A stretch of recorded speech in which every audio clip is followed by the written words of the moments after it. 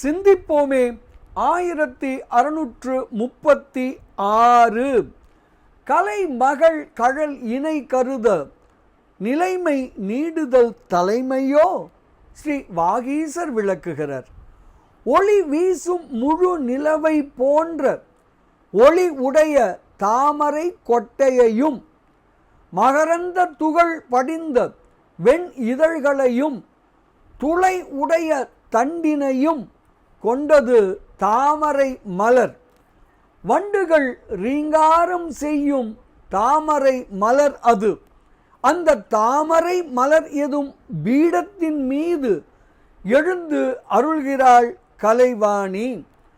உலகத்தார் விரும்புவனவற்றையெல்லாம் வெறுத்து விடுத்த துறவோர் விரும்பி தொழும் சிறப்பு உடையவள் அந்த கலைவாணி.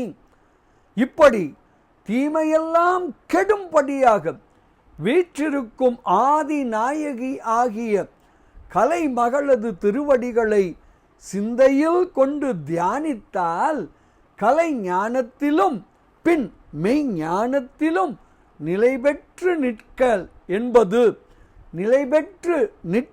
என்பது ஒரு பெரிய செயல் அல்ல, அது எளிதில் கைகூடுவதே.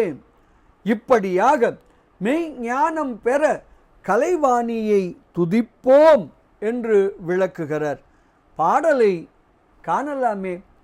விரி கதிர் மதியின் கதிர் விரி பொகுட்டு தாதுகுபு அடுத்த மேதகு வெண் மடல் புழல் கால் சரோருகத்து அழி குலம் ஒலிப்ப விழைவு அற வெகுண்டோர் விழைய தீது அற இருந்த ஆதி நாயகி கலை மகள் கழல் இணை கருத நிலைமை நீடுதல் தலைமையோ அன்றே.